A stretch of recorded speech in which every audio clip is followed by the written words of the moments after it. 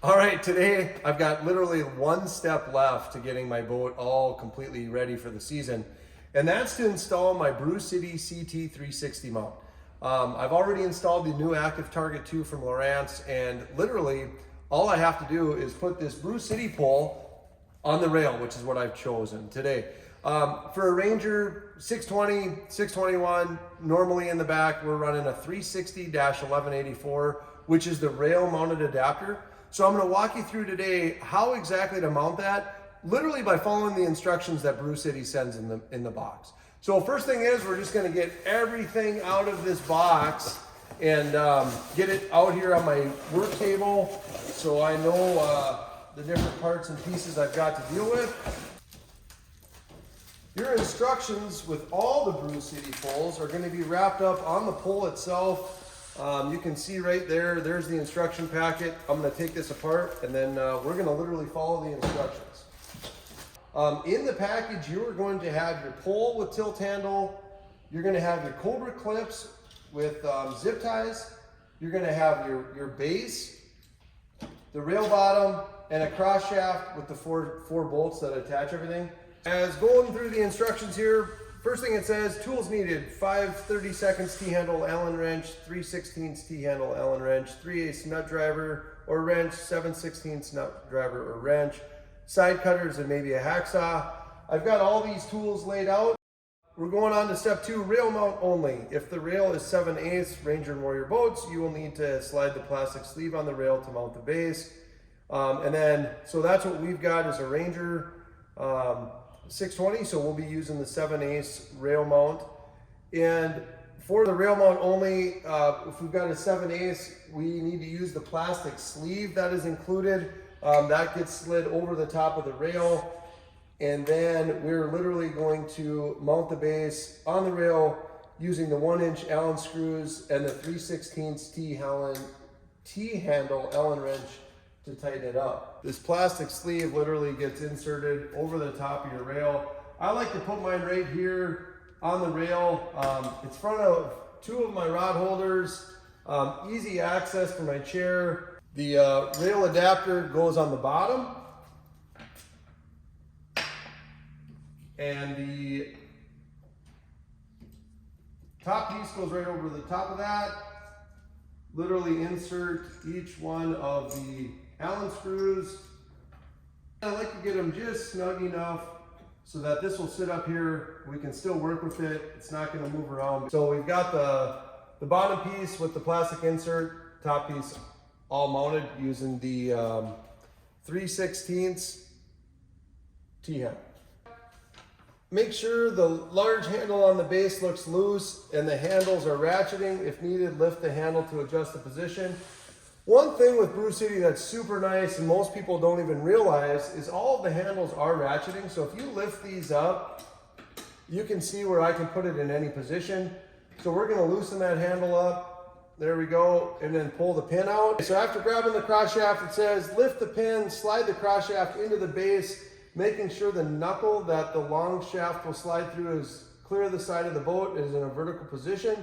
The rubber grommet should be on the bottom. So we're going to slide this in. The rubber grommets that we're referencing are right there on the bottom. So once I get this to where I'm actually going to tighten the handle on the top, the ratcheting handle, we're going to tighten that down. I've got this now in a position where when I slide the pole in, it's going to be in a vertical position, and I've got the rubber grommets that are going to hold our cable down on the bottom. And as we do that, we want to line this up so the cross shaft is on the outside of the boat like I referenced already one time, and then we're going to get this lined up so that this pin will drop down into the hole on the outside of the boat. So about right there, that's great position. I'm on the outside of the boat, and the pin slides directly into the hole. Next step is slide the desired hole on the 14-inch cross shaft so the long vertical shaft is at least 2 inches from the outside of the boat. We've done that. And now slide the alignment collar to the base and tighten. So for that, we're going to grab a T-handled wrench again, and it's the same 3/16 T-handled Allen wrench. So we're going to loosen that up, slide that collar up against the shaft there, and what that does is, so every time I put the pole in, as you can see, every time I put that in, it stops it in a perfect alignment. The next step is literally to insert the pole, which inserting the pole, we've got the depth collar on here. Again, we're going to want to loosen that up. Utilizing the 3/16 Allen wrench, we loosen that up. And this is simply going to slide in the top of this cross shaft. Okay. Now, typically, we recommend trying to figure out how deep you want this on the water. I've ran enough of these over the years to understand. And you can see now, once I get the pole, it's a little loose, so we're going to just tighten these up, make them just a little more snug. Obviously, I don't want that falling down. Okay, so at this position, I'm down below the bottom of the boat with the pole. I've got enough leverage at the top to be able to move the handle and pivot it. So this is where I want my depth collar to be. So again, we're just going to make sure that's tight. Snug this down again. And here we've got the pole mounted inside the cross shaft on top of the rail mount.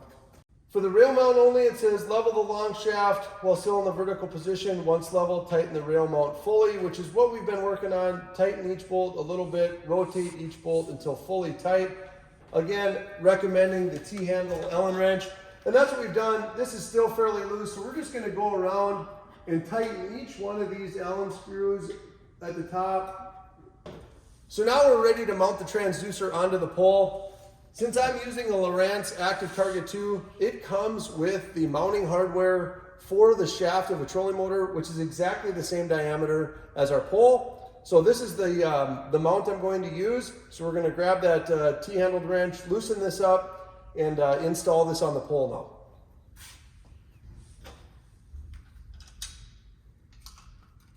All right, so as I'm installing this, make sure there's rubber inserts that go along with this transducer bracket. That helps keep it snug.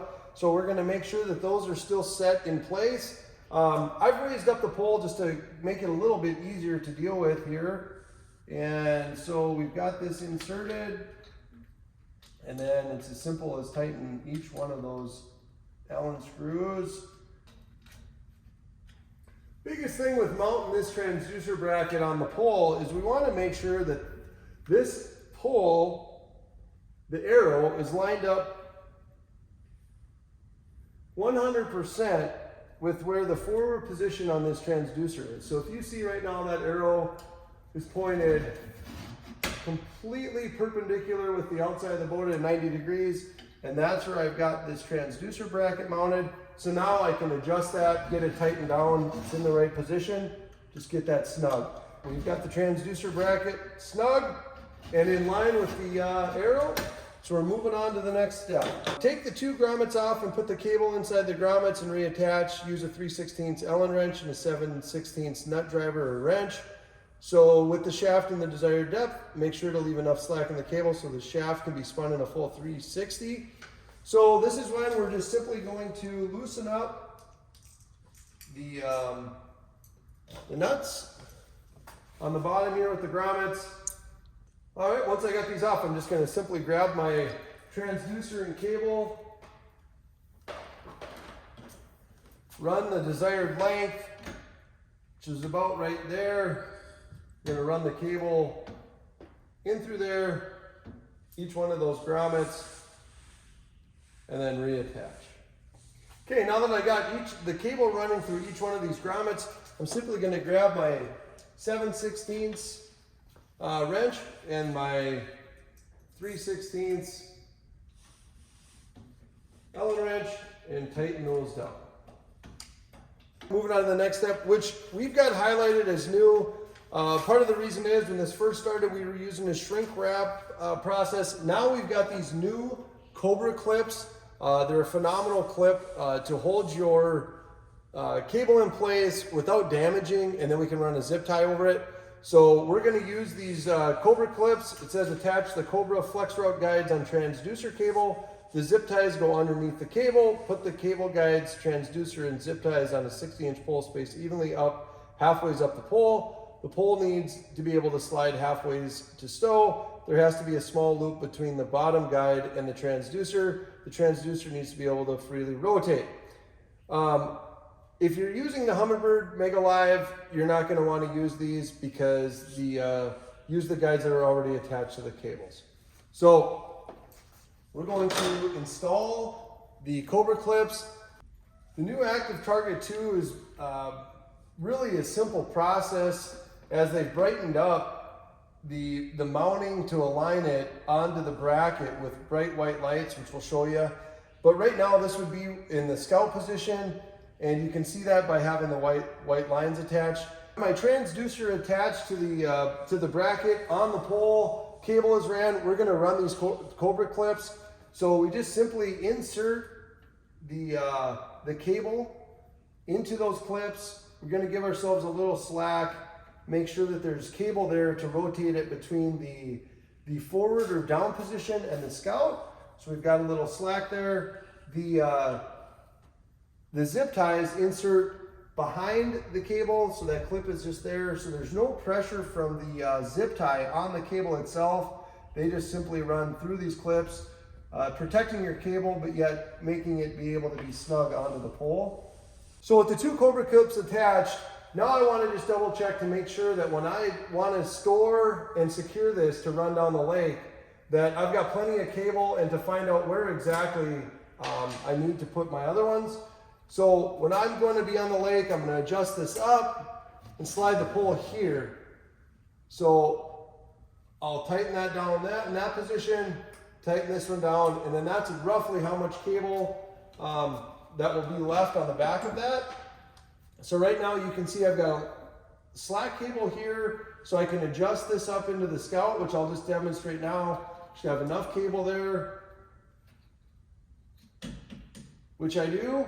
Perfect. So that's absolutely perfect on the bottom end. We'll rotate this back down to the forward position just because that's typically where I'm going to run this transducer. Tighten that down. We've got some slack here. So just giving an example of when I get to the spot on the lake, I'm going to loosen this top one, let it swing freely. This pivots down, and you can see I've got just a little bit of slack here with the cable, which to me is pretty much a perfect setup with my cable. Once I've got that completely secure, obviously I'm going to go back and trim these, but for now I just want to take a look. I recommend using the pole with the transducer mounted on the water to determine the shaft length. And again, this would be something that for most of you you're going to want to double check once you get out on the water. I'm very familiar with how this Brew City CT360 does mount on my Rangers. So for now, I'm very confident that I've got it at the right shaft length. We've got the depth collar set. We've got the cross shaft collar set. Besides running this cable along the side of my rail and getting it out of the way, this installation is complete. You can see with just those few easy steps, very simple process to get the CT360 mounted on your boat. Again, this is the 360-1184, which is the base with the rail mount adapter. So if you have a rail, this is exactly how you do it. But that is the simple step-by-step instructions that are included with your Brew City CT360 and how to mount it.